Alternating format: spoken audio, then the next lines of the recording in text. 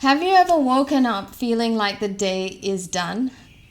Meaning you have no energy at all to actually go and do what you're meant to do. So you would rather sleep in. You would rather not even get ready. Have you ever also felt like that you want to buy something, but you don't want to spend the money you have? You know you need it, but you won't spend it. What about when a friend wants to catch up? You meet up after a long time, they start sharing, and you're zoned out. Has that ever happened to you? Don't worry, it happens to all of us, especially when we're going through some tough times, when we've got lack of energy towards what we're trying to get done. It's usually the way poor energy levels show up. A lack of motivation, a lack of inspiration, lack of presence, and the ability to focus and give attention. So this can play out in so many ways, right? So it can affect our relationships with others, our loved ones. It can affect our financial life. It can also affect the relationship we have with ourselves. So I thought I'd do a quick video on 5 ways to boost energy. What I'd like to share about energy itself is that sometimes we end up looking at it as an external acquisition. That, yes, I would feel energized if I ate this thing. I would feel energized if I could earn more money. I would feel more energized if I could just do that one course. I would have all the inspiration to do and be who I want to be. Things like that. We think that it's outside of us. But my mentor, Brendon Burchard, says that we're like power plants. We generate our own energy. One of my personal experiences with energy comes from last year when everything in my life changed. I was fully run down. I mean, I had no ojas. Ojas is the essential energy that's within our spirit, our heart, and our being. I wouldn't wake up, say, till 10 a.m. every day. Sometimes I'd just lay around on the couch, cry, mope, and I thought I had been struck with depression again. But you know what? It was just that time of my life where everything I knew to be familiar was just crumbling down. So I really felt the missing energy, the life force that I once knew myself to have. So, energy is something that we can actually generate, and this experience started to appear again in my life when I started to develop a personal practice of eating right, doing exercise, and sleeping right. Those are the three fundamental pillars of health. But what I also realized is that on a microscopic level, I was using muscles, and muscles at first felt really tired, but then all of a sudden, the next time I used the same muscle, it gave me back energy. Meaning it was working. It wasn't actually tiring me. So my strength was growing. It was showing up in a form of more strength in my posture practice and in my general activities, like when I was walking to work or coming from a trek. I just felt really energized. My legs would feel strong, stable. My mind would feel energized. So I had turned something on in my body and mind, right? So what I realized is my personal experience tells me that it is completely possible to generate the energy that I need to feel strong, stable, and mobile and resilient. So when we talk about boosting energy, I would highly recommend that you think about it as something like you need to spend energy to create energy. If you think of holding on to energy being the way to create more energy. Compare it to, say you want to sleep to regenerate or rejuvenate yourself. That's one level of energy. But soon again, if you get into a pattern of just recharging yourself through sleep alone, you're only going to stay at one level of energy. What we want is to actually have more energy from sleeping. So we want to always be in a surplus of energy, right? So we don't want to be coming from an empty tank, emptying it, refilling it, emptying it. Kind of like living paycheck to paycheck kind of a lifestyle. You don't want the bank account going fully empty, then filling it up, emptying it, and going in that pattern. So energy management comes from having a sense that I'm always going to stay topped up. So if you can stick to that way of thinking, you can apply these 5 ways very easily. So number 1 is avoid activities like watching TV, reading the computer screen, or doing anything too much with your eyes, because the eyes are the most used sensory organ that we have. And what happens is when we're using our eyes, we wake up and our eyes are open, right? So when we're out and about, we're seeing, our eyes are, absorbing the information, the colors and the events, and it's all going back to our brain, and the brain is always processing everything, right? And then the body is also processing everything. So as much as possible, reduce screen time, reduce using the eyes time, however you want to do that. So does that mean you are not going to stay awake? Actually, no. You can stay awake. You can be away from screens, be away from activities that actually strain your eyes. So you want to keep it topped up. That feeling of the eyes being nice and nourished. So if you get red eye, if you get itchy eyes, it's a sign that you're worn out, right? And it's also a sign from the body that you're actually depleting your energy, the fire in your body. So, number 2, avoid eating too much of anything.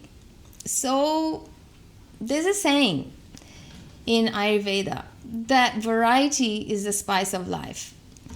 So you need to make sure that the body doesn't become stagnant. So every season, if you observe yourself, that every season with the temperature changes, the climate changes, we get new seasonal foods coming in. It's a good idea to change your diet every season and lifestyle to actually stay in sync with what your body actually needs, because your body is always signaling to you the nutrition it needs in the particular season. So my suggestion is stay in touch with what you're eating and is it actually the right thing for you in this season. Because say for example, in summer, you eat something heavy and dense and oily. It is actually going to create a really acidic environment in your body. And acid actually burns all the food, and so we don't get any nutrition from the food that we eat. Also, it will actively make you put on weight, right? Because the fats that you've consumed are not actually digestible to the point where you're able to use it as nutrition for your cells. So like that, in winter, if you eat cold foods, your body, if it doesn't have the natural ability to digest that food, it's going to sit at the pit of your belly and just accumulate as toxins. So this is accumulation of waste of energy, really. So we get a little bit of a belly, we get some weight on our body, and it makes us lethargic, sluggish. So avoid eating too much of anything, stay in touch with your body, and do change your diet every season according to the seasonal foods that are right for you.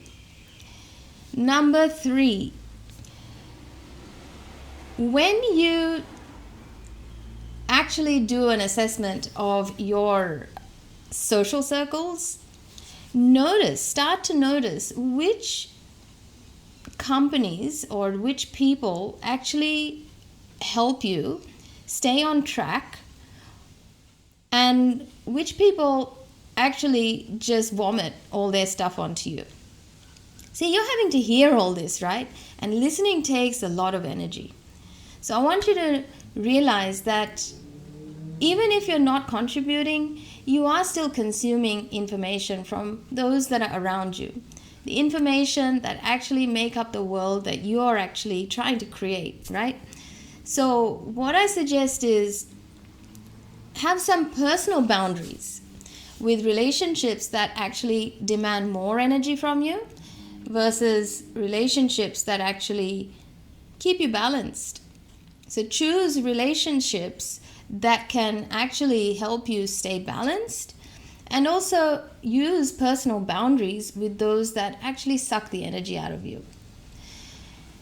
We might not realize it, but listening takes a great deal of energy.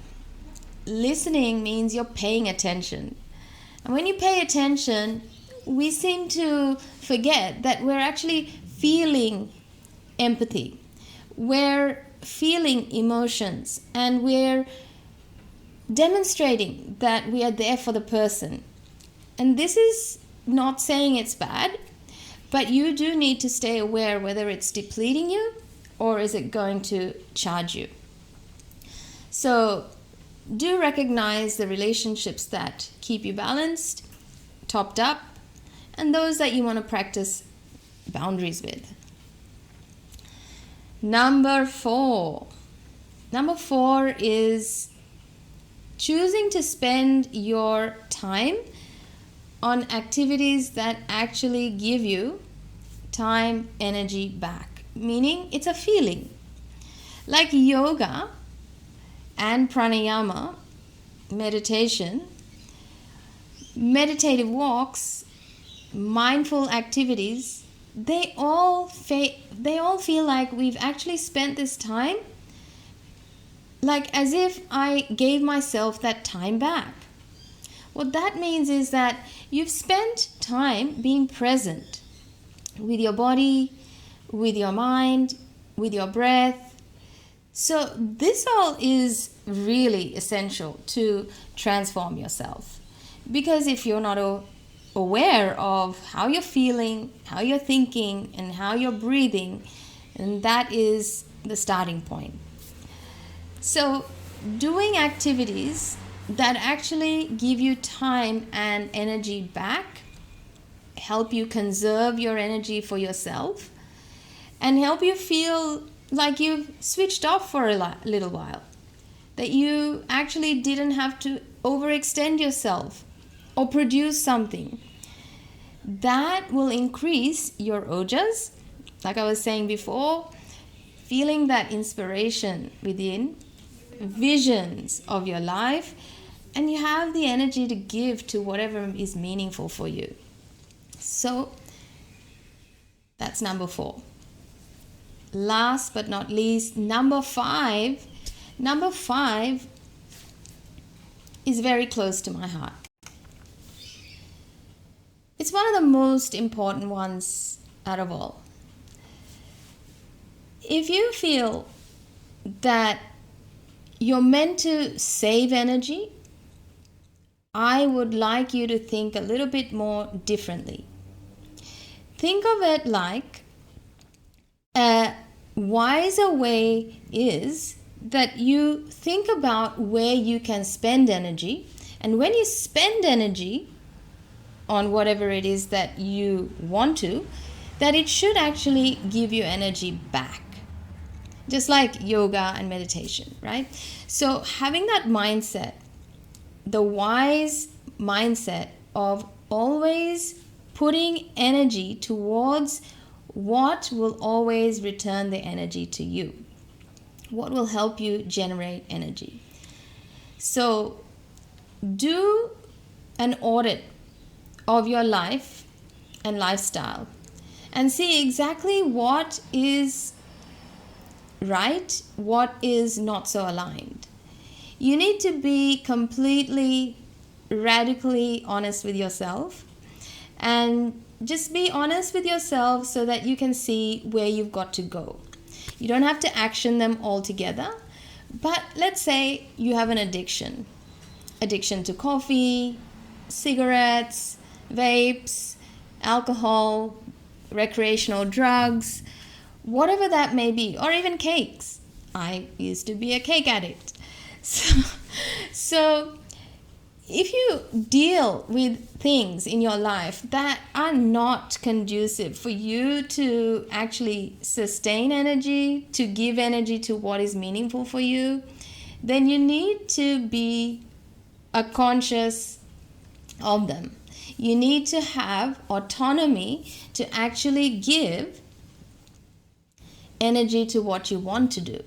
So for example, like if say I want to write a book, but I actually don't ever have any time, or I don't even have a practice of writing, right? So it will never be a very productive activity in my life because I don't first have the practice, so I haven't generated the energy and momentum towards producing this book.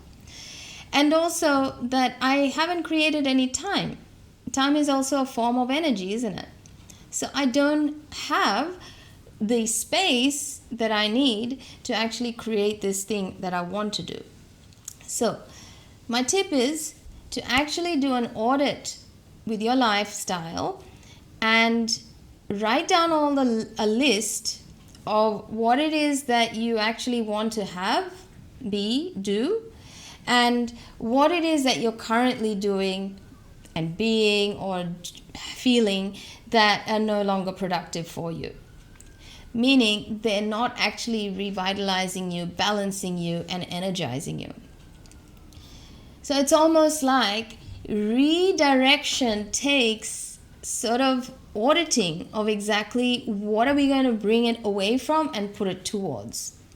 Suppose like you've been renting and you want to pay for a mortgage, so you stop renting to put your salary towards your mortgage. You've got to know where you're going to source the energy from to put it towards. It's never a good idea to hoard energy. So this can show up as, you don't spend energy towards things that are meaningful for you. This will show up in psychological ways, emotional ways, and stunt your growth. Most of us are very apprehensive. Most of us are really distrustful that, if I do spend my energy on this and I don't succeed, then it may not be worth my while. But my friends, when you actually take a new step that's outside of your known comfort zone, and it's with the intention that you're trying to create something new with your energy that you believe that will give you back energy, then it's all worthwhile, because you will create shifts in your mind, in your body, in your physical chemistry, mental chemistry, that you are on the journey to transform your life. You will take actions that are going to add to your life experience of knowing what works, what doesn't. But we have to be willing to take that chance. So a personal audit is really good. So to summarize, I hope this video helps you, motivates you, and helps you understand things in the way I explained it. Please leave a comment, like, share, subscribe, and let me know if this made any difference to you. Was there anything I shared that was different? Or perhaps you've heard this before, you've tried it and didn't work for you. There's many ways to look at one thing, and I'm just sharing my perspective from my experience. The way I like to look at things is that people, places, everything that is manifest is under the same governing law. And there are many principles that are universal. So the universal principle of energy is that everything is made up of energy. And energy manifests through pretty much everything that we experience, right? So once we start to look at energy to be sort of something that we can manipulate to create what we want, we also have to look at how to actually detach or disconnect from the pain that we can feel from not actually having the power to direct the energy that we need to put towards our dreams and goals. Personal transformation journey is not for the faint-hearted. But we are almost always doing it by default anyway. We're always changing. Cellularly, our cells are changing every second. It's inherent in us to change, transform, and become a better version. Because nature is built that way. So it's nice, it's a good thing to do for yourself to actually sync up and partner up with the energetics of the universe to actually create the level of energy that you want for the life that you want to live. Have a really nice week, and I'll see you next week.